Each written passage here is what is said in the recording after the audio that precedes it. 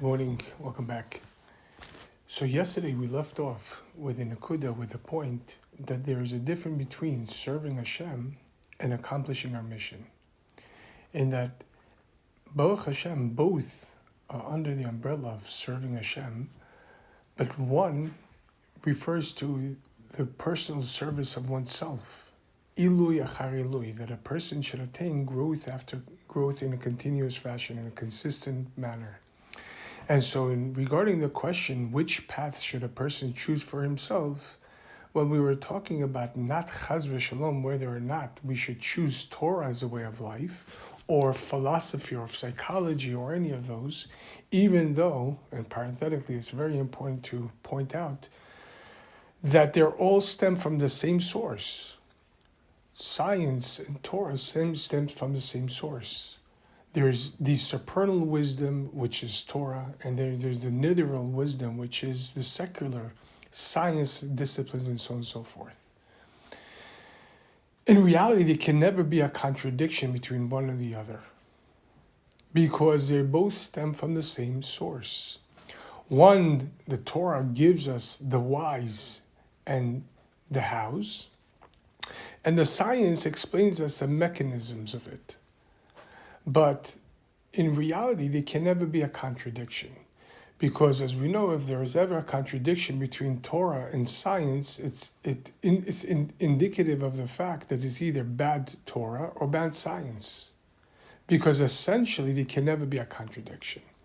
Not only that, and this is very important to highlight and to emphasize, as the Rebbe spoke about many times, as brought in the Zohar, in Parshat Noach, and when Parshat Noach discusses the flood that occurs and the way that the flood occurs, that the exact descriptions that the arubot hashamayim, that the windows of the heavens opened up and it started pouring, and as well as the waters from the abyss rose up and covered the surface of the earth. In other words, there was water that rained down from above and water that ascended from the below. And in the Zohar, in the commentary to Parshat Noach, describes that in fact, aside from describing the actual flood which occurred in the beginning of history, this part of the Torah was actually describing what's going to happen towards the end of history. That 500 years before Moshiach will come, there's going to be an outpour of wisdom, both from heaven and from below the surface of the earth. And the Zohar describes, and the Rebbe spoke about this many, many times, that this is referring to the stream of Hasidus and Torah that's going to start streaming downwards as a preparation for Mashiach's coming, as well as the secular sciences are going to start rapidly developing and going to be revealed in a very, very successful manner, to the extent that the entire world will be covered with the knowledge of God, just like water covers the ocean. And so as we're coming closer, we see the rapid development of sciences and the rapid dissemination of Torah, and most importantly, the innermost sanctum of Torah, as I posted yesterday in several of our chats, and we're going to actually be discussing this in tonight's meditation class, that we see how far science and psychology came along, to the point that even science described that there's a point of truth within the person which is transcendent of their consciousness, is transcendent of the intellect and their emotions. And the deeper the person reaches beyond and transcends their own selves, they find their true self.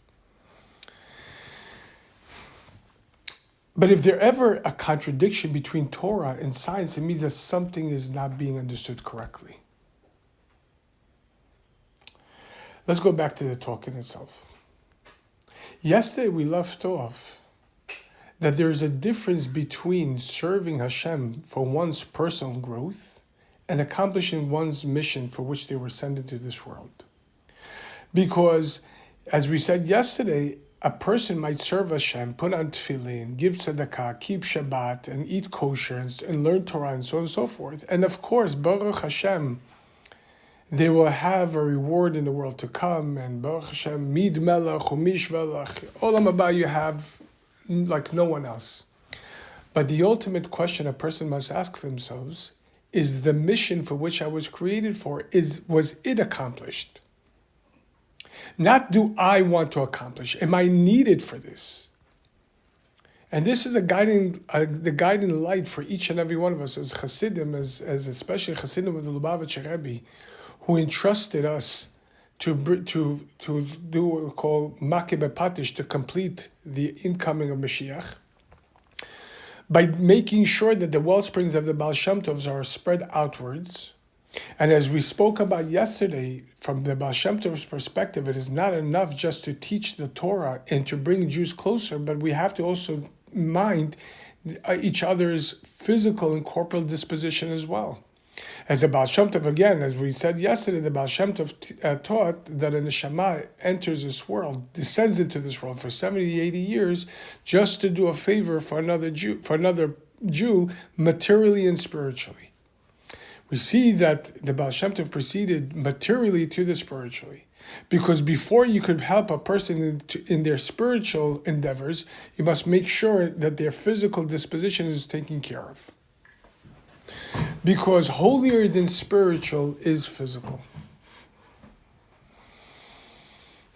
As we learned before, in about 7 months ago, that the Midrash says, "Bereshit bara Elokim es hashamayim v'es haaretz." In the beginning, Hashem created the heavens and the earth, and the Midrash brings, "Bereshit bara Elokim es hashamayim b'shvil haaretz." In the beginning, Hashem created the heavens for the sake of the earth. In other words, all of the spirituality was created in order to endow the physical and the corporal with its true sense of purpose, so it could elevate upwards.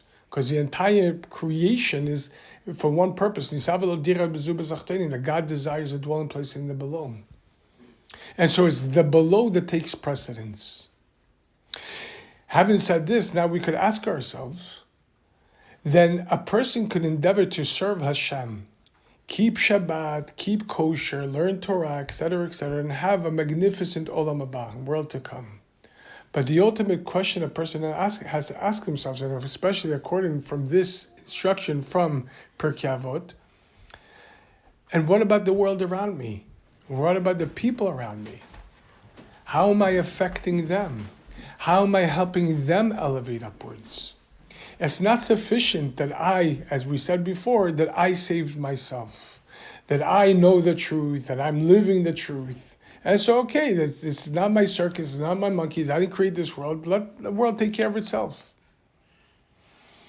Especially in the light as what Shulchan Aruch brings in the Book of Laws, it says a person should not worry about the world that is not put into their hearts.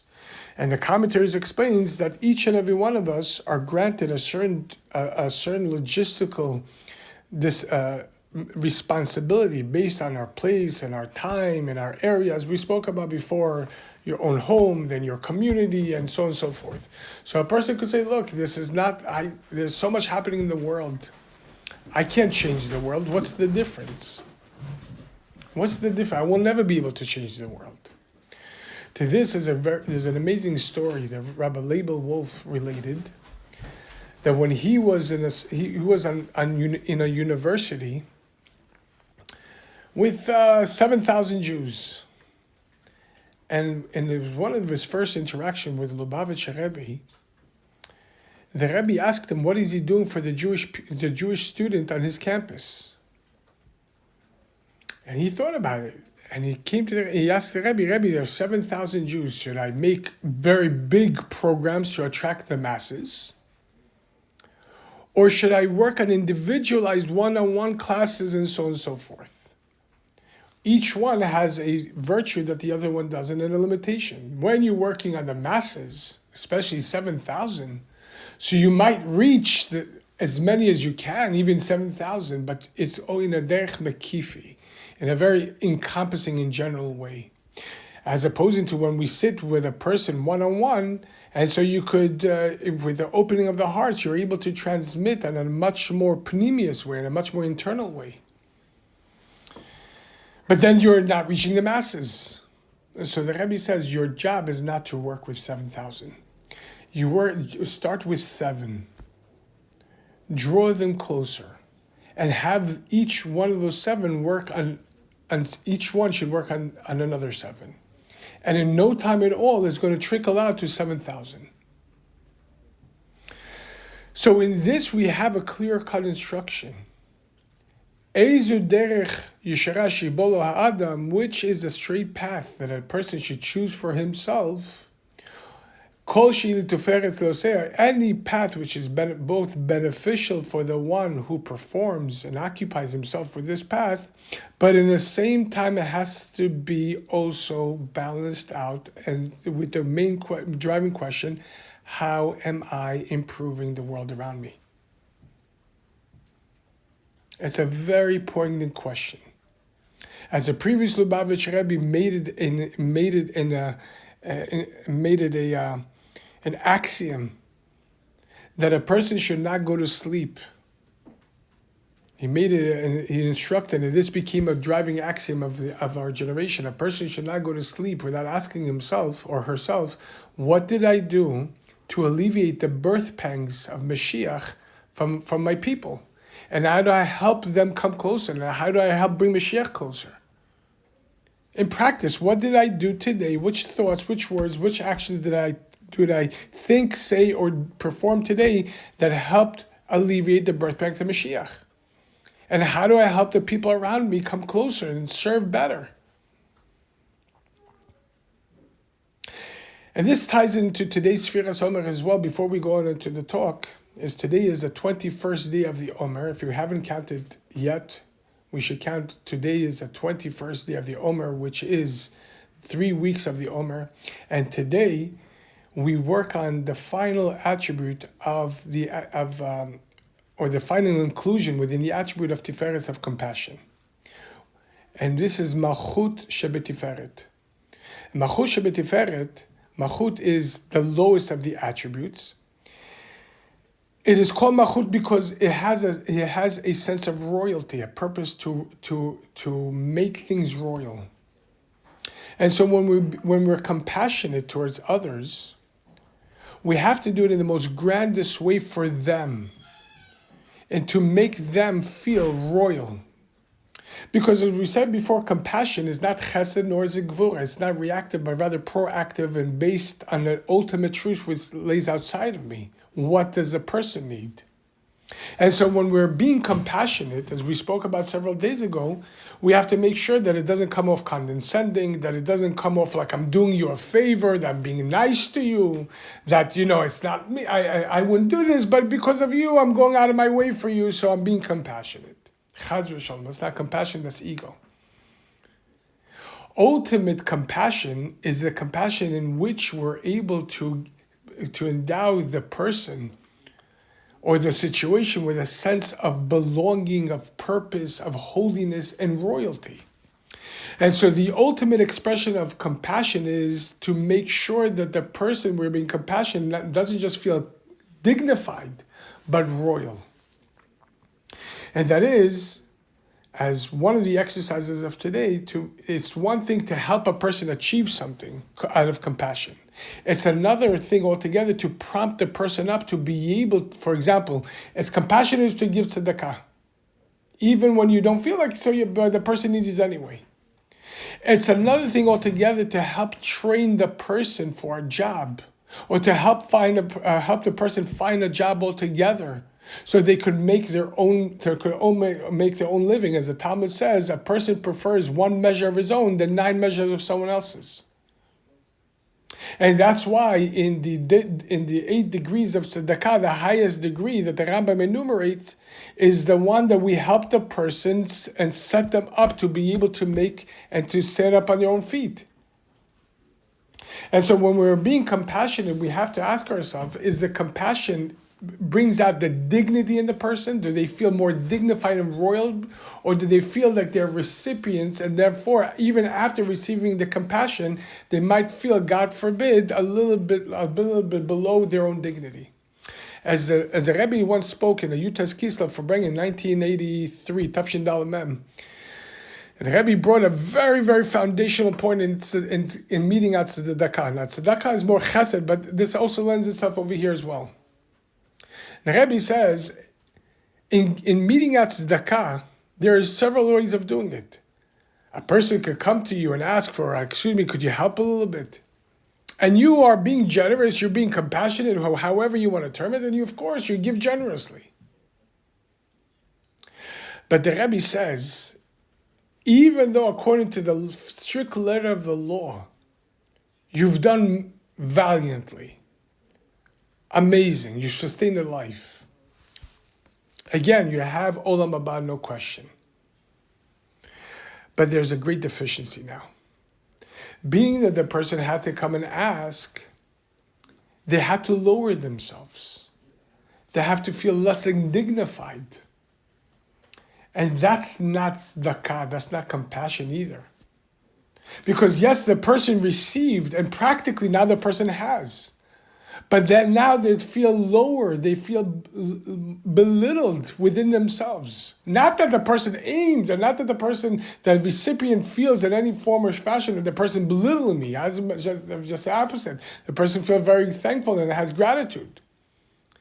But beyond the letter of the law, the Rebbe says, we don't wait for the person to come and ask. Because by that point, they're broken. And we never, chas v'shalom, want to break a person and break their dignity in the name of helping them. Because ultimately, yes, then you gave and so on and so forth. But it cost them a little bit of themselves. So true compassion isn't a compassion that I'm being nice, I'm being charitable, I'm being any of that. Compassion is focused solely on the recipient. Not what I feel or I don't feel. And if it's for the recipient's sake, then we have to make sure that the recipient is lifted upwards. And they feel good about it. And this is where Rabbi Yehuda Nasi explains that which is the straight path, any path which is both beneficial for the one who takes the path and benefit for those around them. And this is a question that we have to ask, and this is a good GPS. When making a life decision in which trajectory should we take, being that our ultimate intention is to serve Hashem, and not to get reward for one thing or another, but rather to serve Hashem for what He needs. Therefore, the ultimate service is not just a service that I'm working on me, but rather how is my work going to be beneficial for those around me? And that's a GPS we have to ask ourselves. Anytime we take a career choice, a move of any sorts, we can't just ask what's good for me and those around me. There's a question. I'm here to serve, and my service is intertwined with not just those around me, but whole communities. Can I ask a question? Sure. So those around me, do we use the same tier that you always say, like first your family, then your community? Because even within those around me, there could be what's good for this person could be not good for that person. So how do we tier it? Ultimately, this is the union of compassion, of Tiferes. Tiferes is a blend. It's a harmony. What's Tiferes? The Alter Rebbe explains in Tanya that Tiferes, we know that Tiferes is beauty. It's a middle of the attributes between Chesed and Gvura. But what makes something beautiful? The Alter Rebbe explains that a color, one particular color, as radiant as it may be, you can't call it beautiful. Beauty occurs through synthesis. When two or more colors blend and synthesize, now that creates a true beauty. This is something of a novelty. For example, when blue and yellow blend and synthesize, they produce a novel color which is called green. Now that's beauty. And in it are embedded both, but it created a new entity here. So too, when we say tiferes, because the actual word is not beneficial. The word that is used in Hebrew, it doesn't say which is beneficial. The actual word is tiferes lo min adam. Well, tiferes lo min adam, it's beautiful for the person who's performing it and beautiful for those around him. It's a very interesting choice of words, beautiful. You could say it's shatev, or there's so many other expressions that the Mishnah could have used. Beautiful means that it creates a harmony and a blend. Because ultimately, as I've seen letters to different rabbis, which the rabbis wrote to the Rebbe that their post, which they were sent, was difficult, and it's very taxing, and so on and so forth, and perhaps they're not fit for this, and there are better people for this, and ultimately this is a struggle for them. So maybe and perhaps there'll be better people suited for this. So I've seen letters in which the Rebbe addressed the rabbi by saying, you think you came there to help those around you. In fact, you're there that my father-in-law, the Rebbe says, sent you for your benefit. Yes, those around you are benefiting from your presence. But just like the Talmud states, and this is the halacha, that this is actually the way we view it, that even more so than the one who receives the tzedakah benefits, the one who gives benefits infinitely more so.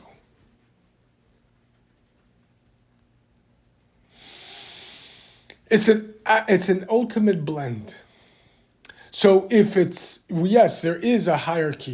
Your family first, and then your community, and then your town, and your city, etc., etc. But ultimately, from the ultimate perspective of Hashem, it all harmonizes. Your family is brought to a place, or you're born in a certain place at a certain time, and you're responsible for them. But ultimately, in interacting with the community is beneficial for your family, and working on your family is beneficial for the community.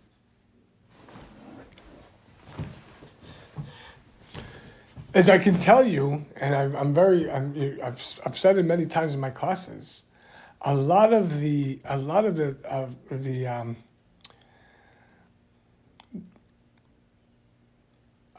things or the services that I work on providing the community around us stem from things that we went through as a family.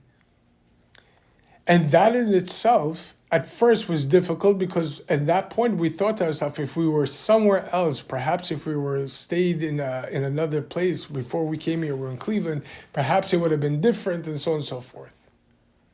And we could have averted a whole bunch of stresses and so on and so forth, to put it mildly. But ultimately, we realized that because we came here and we went through what we went through, and that forced us to have to grow into a certain level that we would never have to grow prior. And in turn, that growth and development is allotted to the community itself. And at the same time, it strengthens the family at the same time. Again, we must remember what the Rebbe once told a very prominent Rav, Rabbi Siegel. He was the head of the Aguda. The Rebbe sent him on a mission. You could see this video on my Gem TV, or I think even on YouTube, of my encounter with Rabbi Siegel. Rabbi Siegel reported to the Rebbe that he was going to a certain locale somewhere in the world. I don't remember for what exact purpose. And the Rebbe asked him if while there, if he could take upon himself a certain mission which was very, very important to accomplish. And of course, he took it on.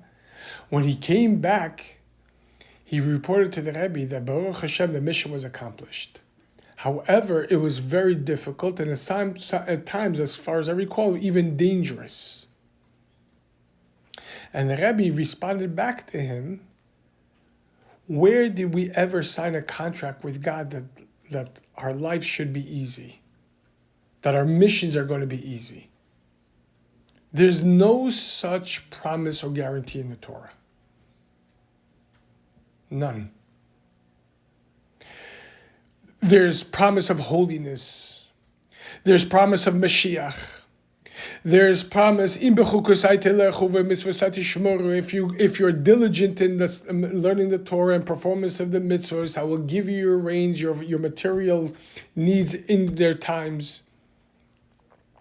And as I read a letter from last night, somebody sent me a letter to translate. It was truly magnificent. And the Rebbe explained to a person who was going through a very, very, very painful difficulty in their life, a struggle that was very difficult in their life. The Rebbe says, the fact that you're going through this struggle is indicative that you have all the talents and abilities to get over the struggle and grow and help those around you grow.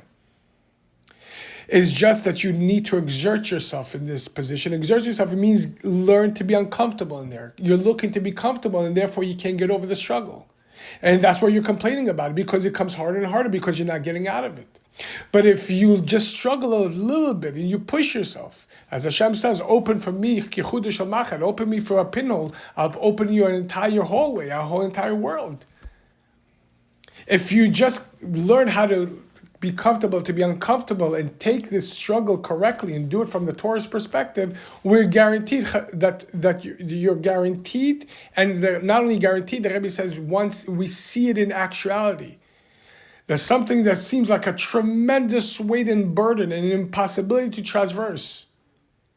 If only we start pushing and we start climbing, we attempt to lechatchila riber, then Hashem will already do the rest. And we've seen through and through throughout our history, we've came to so many impossibilities throughout our history. And Baruch Hashem, Am Yisrael Chayim, we made it. Why? Because what seems like a humongous struggle is only there to begin with, as we said before, in order to help us grow. Lechatchila riber. It's a wall that is in front of us in order to help us grow. But if we're looking to be comfortable, then scaling a wall is not comfortable. Sitting down next to the wall says, listen, I can't do anything about it. It's not my fault. I didn't put this wall. Somehow this wall appeared in my life. I didn't ask for it. And if that's the case, then of course, you're going to be staring at the wall and says, that's it, I'm stuck here. But in reality, Hashem put a wall there for one reason, as we discussed last week. If Hashem wants you to grow, He puts a wall in front of you. But all you have to do, you have to push. But there's one thing. Nobody guaranteed that it's going to be easy. Nobody guaranteed that it's going to be easy and calm and so on and so forth. Just the opposite. The Gemara tells us, and it's indication for every single time we endeavor to do something important. Kol atchalot kashot. Every beginning endeavor is going to be difficult. Every one of them. For one reason. Because that difficulty is meant to exact one's inner strengths from within oneself. Because otherwise it's very easy just to sort of mosey on through life, trying to be comfortable. But if a person wants to discover their inner essence, who they really are, that comes with challenge. That comes with difficulty. But it's only in the beginning. Incidentally and parenthetically over here, it's important to insert. We discussed this letter before, a few months ago. But it's important to put over here because we're on topic already. The difficulties, all beginnings are difficult. But it shouldn't be continuously difficult. If an endeavor is continuously difficult to the extent that no matter which approach you take, no matter how much you truthfully exert ourselves, how much we truthfully exert ourselves. In other words, not to underwhelm ourselves. I did my best. Really, is that your best? Is that really your best? Is that the best, like what we squeeze to the last drop? Or is it the best of your within the comfort frame? Because as we said before in the Marine training video that we spoke about several times, when the trainer was asked, how do you get these men to perform these feats? Seems first of all, inhumane to make him go through this. And number two, it seems impossible to achieve this. So he said very simple, the human mind has a 40% threshold for stress. After 40%, there's an automatic shut off valve. It's just like a fuse, it shuts down. I teach them how to ignore that 40% shutdown. There's so much more a human being could accomplish that they can imagine. Even science is saying this today. That we are confident within ourselves, but based on our intellect and our emotion, is not even a drop of who we are and what we can accomplish. So yeah, all beginnings are difficult, but this should only really be in the beginning. If it's continuously difficult, no matter how much we exert ourselves and truthfully exert ourselves, and which approach we take, and the wall doesn't even budge, even by a drop, this might be indicative that this is not for you. That Hashem purposely put a locked door in front of you because it's not your pathway.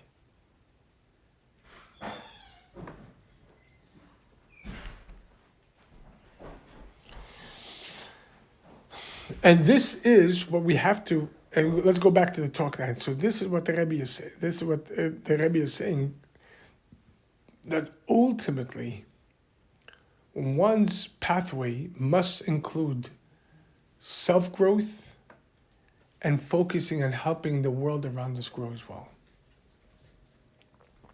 Now let's go to one of the last questions. Why is he called Rebbe over here?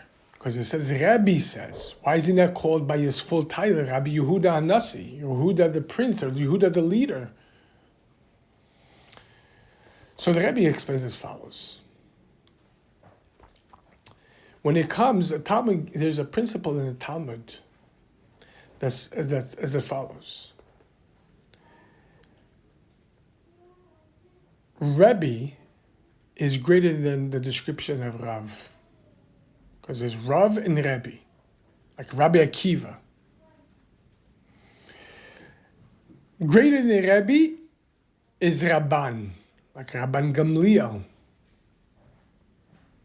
And greater than Rabban is just someone, the Rav by his first name, like Hillel, Shammai. In other words, just the name in itself. That's greater? Even greater.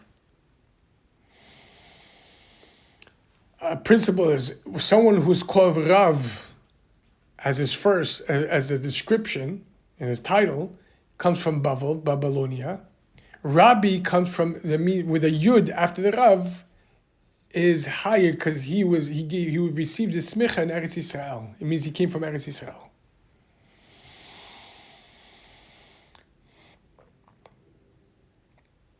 Now over here we're saying Rebbe. We're just calling him Rebbe. Why are we just calling him Rebbe? Why do we call Rabbi Yehuda Nasi? Says because Rebbe indicates as he's a Rebbe for the entire Jewish people. As we know, there are many Rebbes in the world even today. There's a Bobova Rebbe, there's a Ger Rebbe, the Satmar Rebbe, 2 Rebbes, and so on and so forth. Very interesting, but when people refer to Lubavitcher Rebbe, how do we refer to them? To the Rebbe? Rebbe. Why? Because Rebbe alludes to the fact that he's a Rebbe of the entire Jewish people. And that his entire endeavor is to teach the entire Jewish people Torah. And this is not a secondary feat to his person, but rather this is his entire being, his entire entity. He is one with this. He is a Rebbe of the entire Jewish people. And from this we understand that in the name Rebbe, is emphasize the metziut, the reality of the entire Jewish people. And that's why the title Rebbe is greater not only than Rabbi Yehuda, Rebbe or Nasi, but even Rebbe Yehuda Nasi. Because Yehuda, the name Yehuda, which has the 4 letters of Hashem's name, as we spoke before, is connected to a certain level, a certain spiritual level. But the name Rebbe is referring to his very essence, which is above any particular degrees of revelation, which is alluding to the entire Jewish people. As we said before, Yisrael v'Kudsha Kol Echad, the Jewish people and Hashem are all one. And according to this, we could understand that Dafka Rebbe says which is a straight path for that a person should choose for himself. Any path which beautifies, benefits the one who performs it, and beautifies or benefits those around him. Being that by Rebbe is emphasized the essence of the Jewish people, the essential reality of the Jewish people, and therefore he is asking on behalf of the entire Jewish people, which is a straight path that a person should choose. In the path that we referred to yesterday, a pathway which is transcendent in even the Torah in itself. In other words, from what do you mean above the Torah? Mitzad the Mailav, the essential being of the Jewish people, which, as we said yesterday, essentially the Jewish people transcend and originate and stem from a much higher, essentially higher place than the Torah originates from. So here Rebbe is asking, being that the Rebbe is one with the Jewish people, Rebbe is asking, being that the Jewish people transcend the Torah, which path will reveal this essential loftiness of the Jewish people? How does a Jewish person reveal their essential quality, their essential self? Which is the best path to be able to take in order to reveal your true form, your true essence?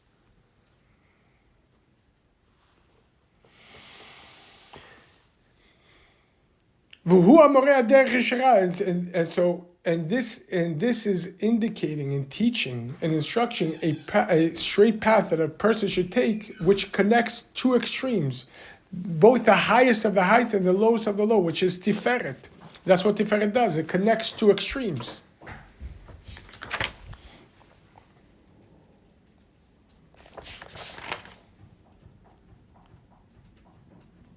In other words, on one hand, it's Tiferet Min Adam, that it beautifies the one who performs. But we said before, Adam indicates the highest degree of humanity, which is Adam El Elyon, that I will be likened to the supernal.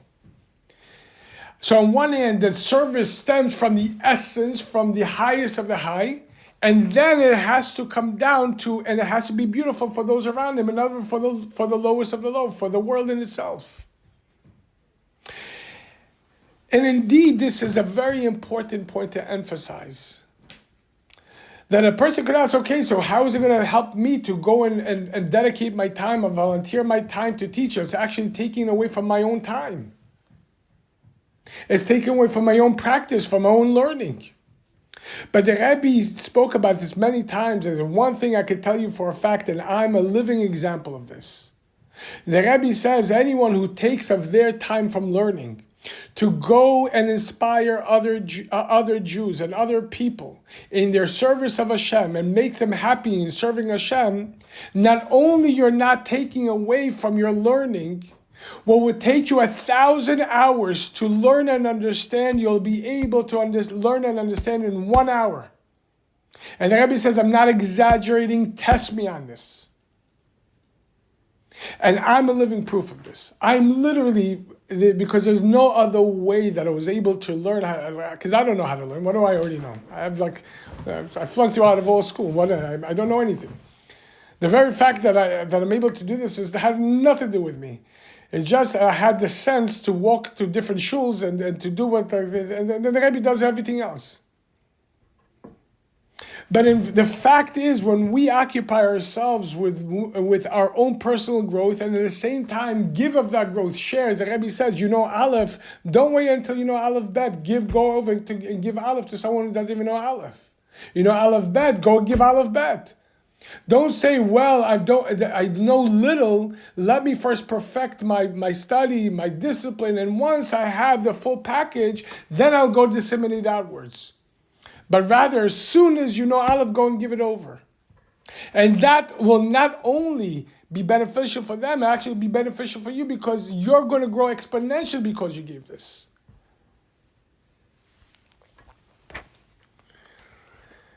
According to this now, we're come full circle. Now we can understand this connection between their Pirkei Avot and the Lechatchila Riber. The aphorism of the fourth Lubavitcher Rebbe, the Rabbeinu Shmuel, that the world says when encountering an obstacle, you could try to circumvent it and so on and so forth. And if you can't, then eventually you could climb over it. But I say, the Rebbe Marash says, Lachatchila Riba, to begin with, climb over it, to begin with, leap over it, to begin with, scale over it.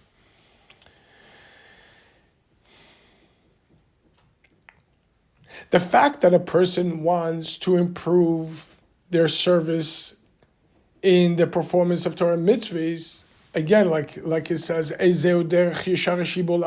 is a straight path that a person should choose for themselves. That in itself is above measure and limitation, which is the Ariber. And this is what the Mishnah is saying. The straight path. Any path which beautifies the one who performs it and the one who those around them. In other words, the high path. The path that on one hand you're climbing upwards, but every time one climbs upwards, it's not just for themselves. The ultimate question that a person should ask himself is, how does that translate in helping those around me? Anytime we learn something, it's important to try to internalize it as much as possible, but in the same time ask, how could I give this over immediately? And not only that, I believe it was in the beginning of 1960,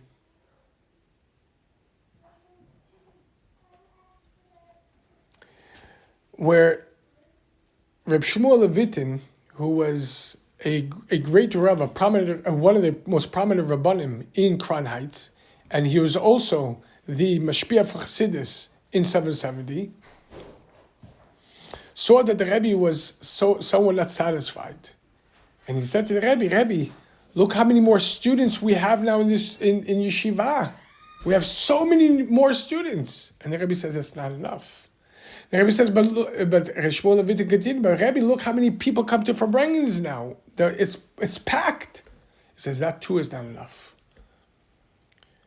So the Rebbe continues and says, since the summer of 1959, the window for Moshiach has opened. And he's waiting for us now. And if one person after Farbrengen got up immediately after Farbrengen and went and gave it over, whatever they heard in the Farbrengen to the world, could have actualized Mashiach already. But people don't. They sit and they contemplate, they're learning, but they don't give it over. And it's not because the world doesn't want to hear it. This is a deficiency within ourselves. So as soon as a person hears something, the first question is, yes, I need to internalize this, I need to work on how do I bring it in, but at the same time, how do I bring it out? How do I disseminate it? Which medium should I use? Which words? How do I bring it? And especially words that emanate from the heart, penetrate the heart and affect their effect.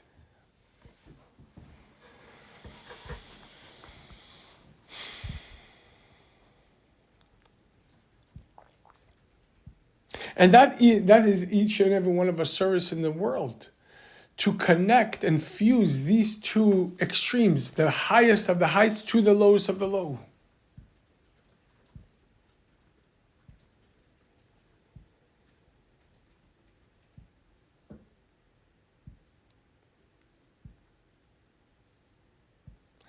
This is a question we have to ask ourselves. What does Hashem receive from my service?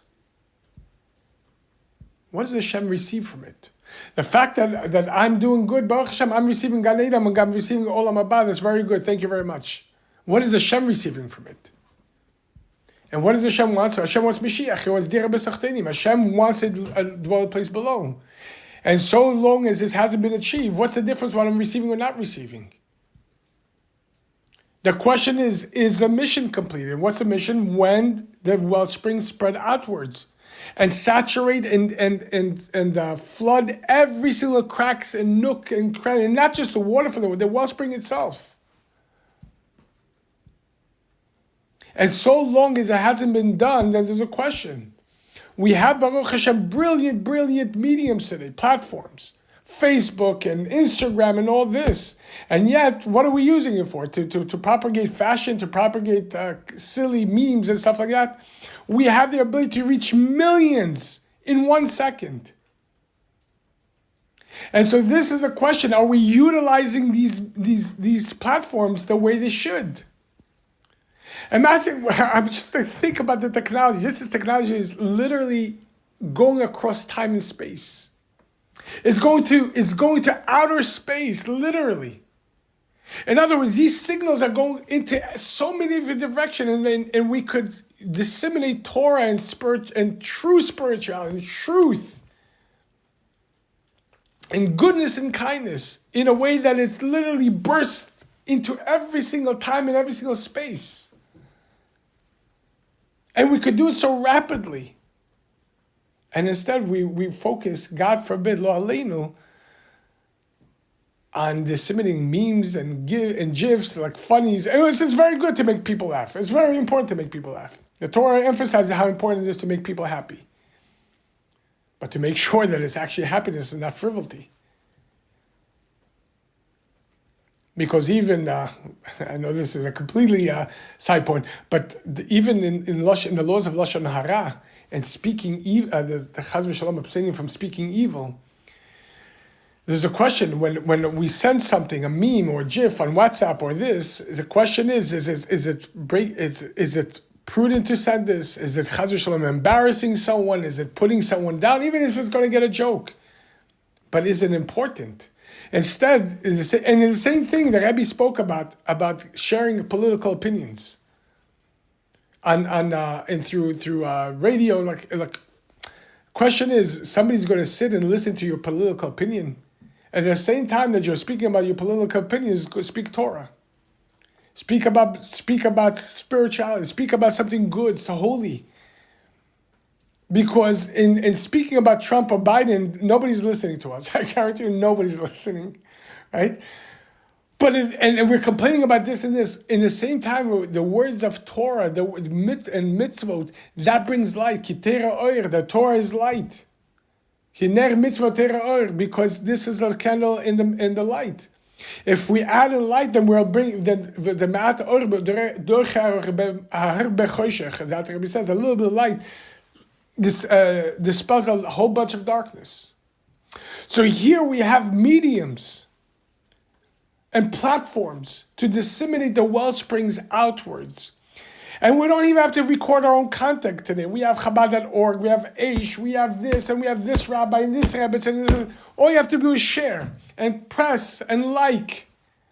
And it changes the schematics of the universe because it's literally traveling through the universe.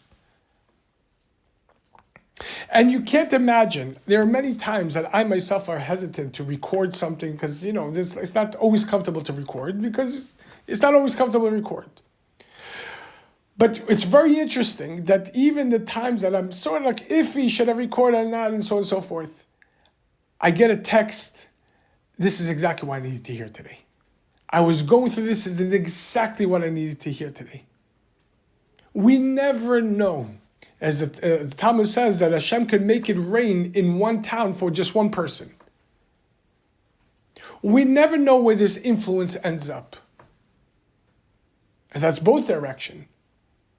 And therefore, we have to continuously bring more and more goodness and kindness and positive, and as much as positive, as much as light, as much as Torah and holiness as possible. And even not in the streams of exact Torah, even in sciences, psychology, make sure to only stream the most positive, most positive messages that will build the people who would listen to this and interact with it. Rob, I have a quick question. Yeah. About that. In the morning blessings where we say we should do this for the bride, it's just reminding me to ask, is that also meaning like not a literal bride, but each other as Hashem's bride? Yeah. Absolutely. And furthermore, the Rebbe says that this instruction is said in the beginning of chapter 2 of Pirkei Avot.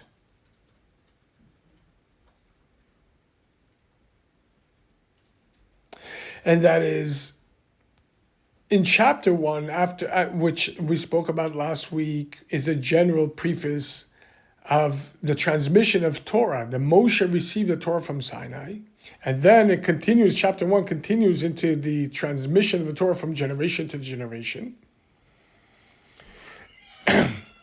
Plus the teachings and the main teachings of the sages, the transmitting it, until in chapter 2 we got to the generation of Rebbe, which is Rabbi Yehuda Nasi. And so the beginning of Yehuda Nasi teaches the Ariba to go above, to climb, because again, Rebbe says which pathway a person should choose means we're not talking about Torah, we're talking about beyond the Torah, from the essential origins of the neshama, which transcends the essential origins of the Torah. So right over in the beginning of chapter 2, the Rebbe is already indicating and teaching us how to go beyond. And more particularly,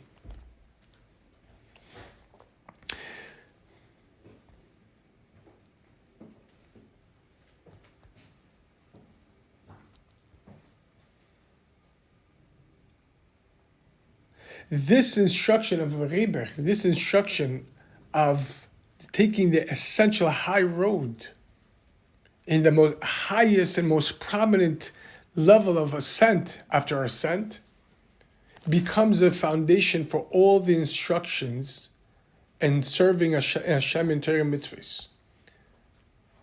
As then there are other teaching from Rabbi Yehuda Hanasi afterwards, and other instruction in chapter 2 of Pirkei Avos, in chapter 3 and chapter 4, and so on and so forth.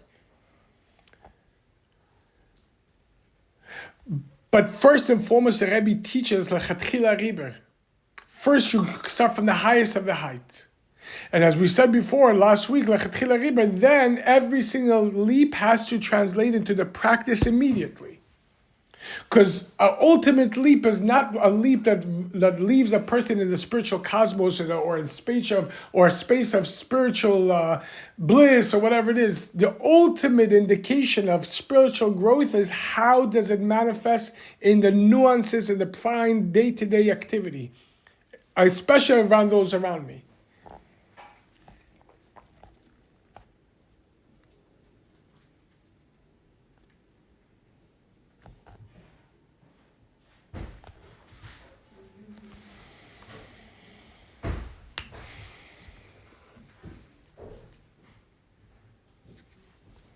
And the Rebbe continues, says, and we could add that this inyan of a chatchila riber, from the aspect of our essential spiritual origin, which transcends the origins of the Torah, is also emphasized in the Mishnah Kol Yisrael that we preface before we say Pirkei Avot, as the Mishnah from Maseches Sanhedrin and the Perek HaChelek, and we say Kol Yisrael yesh lahem chelek l'olam haba, the entire Jewish people have a share in the world to come, etc. This Mishnah, the Rebbe says, Kol Yisrael yesh lahem chelek l'olam haba, all of us have a share in the world to come, emphasizes the virtue and the greatness of the Yidden, which even transcends the virtue of the Torah in itself. That without the assessment of one's personal disposition in the observance of Torah and learning Torah and observance of the mitzvot, Nevertheless, notwithstanding their backgrounds or their foregrounds, their religiosities and so on and so forth, notwithstanding all that, every one of us has a share in the world to come. As we learn on Shabbat, the world to come doesn't mean heaven, because not all of us have a share in the world in heaven, but rather in the world to come means when Mashiach will come, the world of the resurrection. In this world, it's called, as the previous Rebbe explains in a discourse in 1940, Olam Haba, the world to come, means the world that is up and coming. The state of the world that is up and coming when Mashiach will come. When there'll be no more death and no more sickness and no more jealousy and no more strife and no more war and no more need or no more hunger. And our entire occupation will be to learn directly from God. But it will be within this world, within the physical world. And so, notwithstanding our personal backgrounds or our foregrounds in religiosity and so on and so forth, each and every one of us has a share in the world to come. And this world to come, as we learn on Shabbat, is ultimately and essentially higher, exponentially higher than heaven in itself. And the reason is, as the Mishnah itself says, quoting the prophet, Ve'amech kulam tzadikim. Kol Yisrael yesh lam chelek olam haba. We all have all the Jewish people have a share in the world to come. Shenemar ve'amech kulam tzadikim, because as stated in the prophet, and your nations are all righteous. Every one of us is righteous. La'olam yirshu haaretz. They will inherit the land eternally.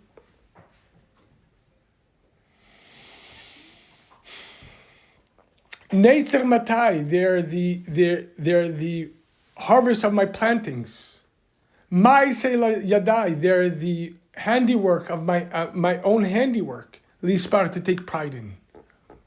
Hainu, in other words, that in every one of us, as the Mishnah says, call all of us are Hashem's planting, and all of us are Hashem's handiwork. And this is so important to remember. Sometimes you see a person, you say to yourself, what is this? This person is, look at him, look at her, look at the way they are, look at the way they dress, look at this and look at that. This is an egocentric way of looking at things.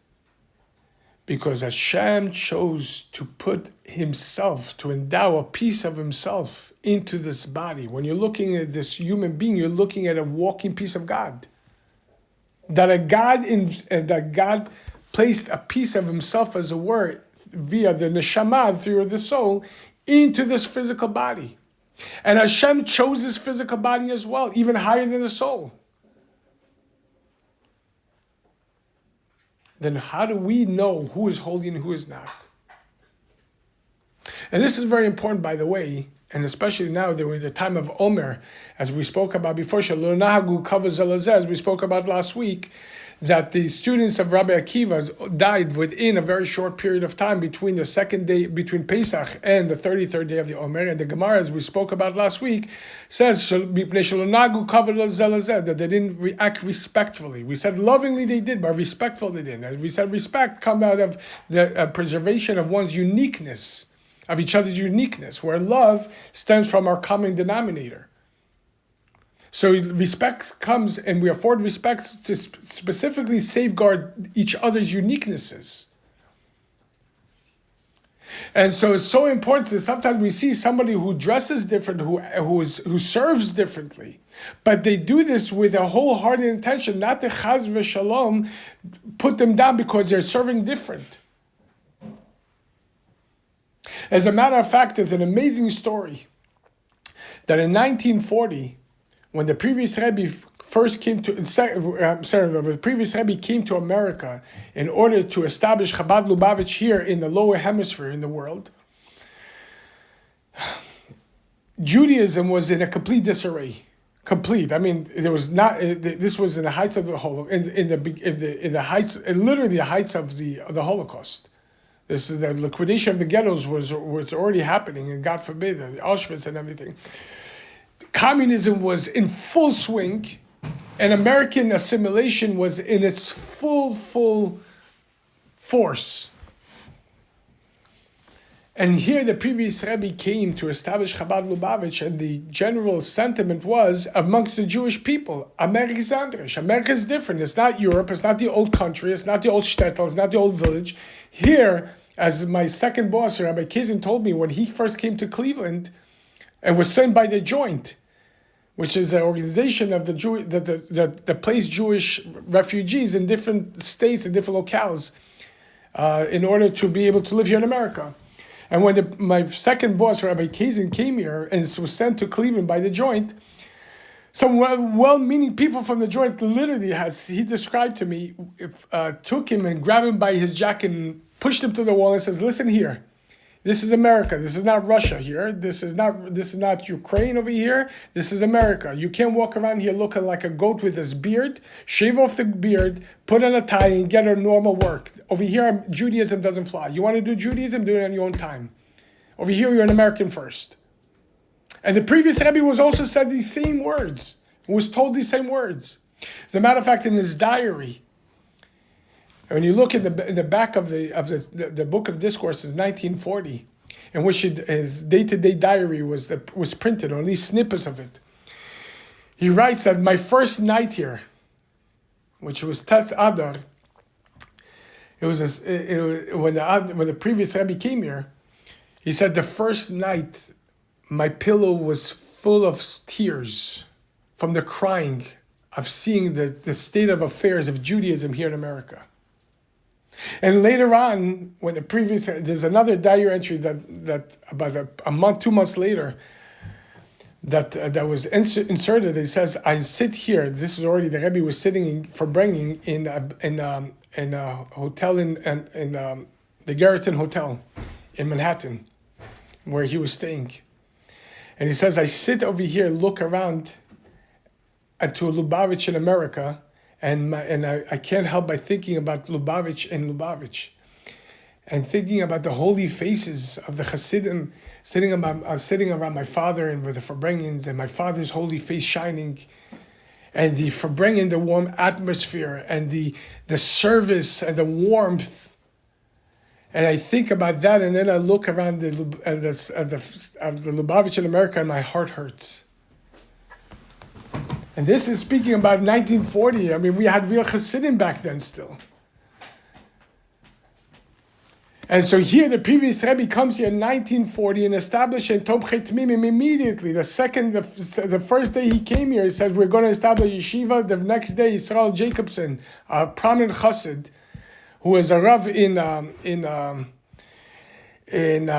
Brownsville in Brooklyn, immediately comes to one of the students and says, would you like to learn in yeshiva? An American kid from public school said, would you like to go learn in yeshiva? He says, yes. He says, let's sit down and start learning. And he started yeshiva, which later on became Hadar Torah. And this has already opened up Tomchei Tmimim and everything else. But there was a woman, why am I saying this? Because there was a woman, an American woman, second or third generation here, I think, whatever it is, but she was an American woman. She took upon herself to help the Rebbe in his cause of the yeshiva and so on and so forth. So financially, she would help the Rebbe. This was a very difficult time financially. It says back then, the previous Rebbe didn't have money for milk for his own household.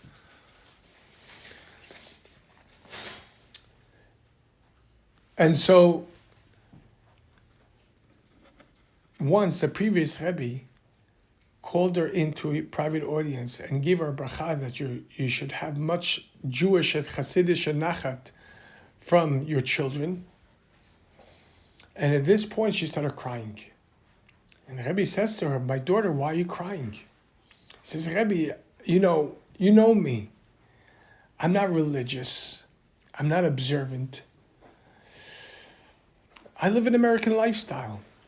However, you know that you remind me of the old home. You remind me of my grandparents, of the rabbis, of the previous generations. And of course, I want to support you, but this is not my life. I'm not religious. And he says to her, and this is back in 1940, my daughter, in our generation, we don't know who is religious, who's not.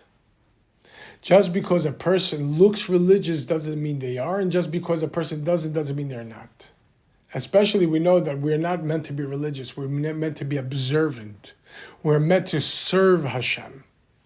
And so we never know, as we spoke about several times already, when we're really serving.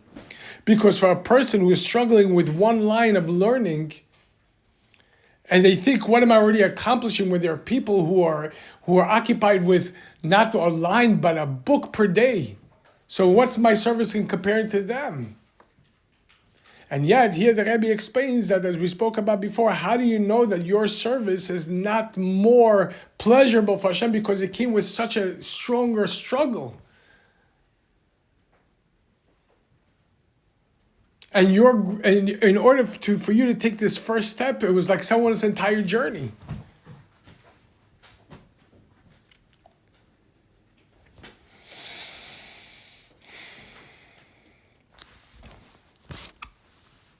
So each and every one of us, as the Mishnah says, Kulam Tvameh, Kulam Tzadikim, each and every one of us are considered a tzaddik in the eyes of Hashem. Each and every one of us are Hashem's plantings, and each and every one of us are Hashem's handiwork that Hashem personally takes pride in. And so too in the Baraita that we quote at the end of each parak, Rabbi Hanani ben Akash Omer Ratzah HaKadosh Baruch Hu L'Zakut Yisrael Leficha Achir B'lo Teiru Mitzvah Shene'emar Hashem Chafetz L'Matzit Ko Yagdil Torah V'Yadir. We quote a Baraita, a teaching from a Tana called Rabbi Hanania, the son of Akasha. It's taken from Tractate Makot.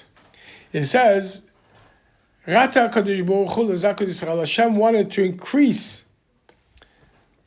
to give merit, a schut to the Jewish people. And because Hashem wanted to endow us with virtue, Hashem increased Torah in mitzvahs for us. Gave us a lot of Torah, a lot of mitzvot. That, as we know, the entire Torah is for one purpose. For the sake of us, for the sake of the Jewish people.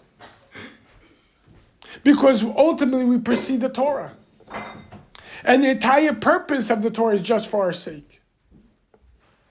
And just for the sake of giving us more zchuyot, more merit. Hashem increased the Torah and the mitzvot just to give us more virtue. As it says, Hir b'lahem Torah mitzvahs. Hashem increased the Torah mitzvahs for them. For them, Hir b'lahem. He increased for them. And the reason, because Hashem Chafetz L'Matzit Ko Yagdil Torah V'Yadir. Because Hashem desires His righteousness, and therefore He's going to increase and beautify the Torah. Because of His essential desire of the Bnei Yisrael, that you will be for me a land of treasure. Hashem increased the Torah mitzvahs for us. And for this, another important point, and with this we conclude, is so important to remember. As we said it before, if there's any conflict between Torah and a Jew and Judaism, we should never use Judaism to Chaz v'Shalom cut down the Jew. Because the entire purpose of the Torah was just given to give more zchut. You can't use the entity that was Hashem gave in order to give more merit to destroy the person. Because the entire entity was just to give merit. But essentially, even if, God forbid, we don't learn and we don't occupy ourselves with Torah mitzvahs, God forbid, nevertheless, at the same time, each and every one of us are completely and utterly holy. Not beside something we did, but beside the essence of because the essential us, which is an Shema, which is a chelek Elokam Imal Mamish, which is an actual part of God, of the above. And therefore, we should never cut down another Jew because of the lack of service, but rather help the person connect to the ultimate truth. We'll continue this tomorrow.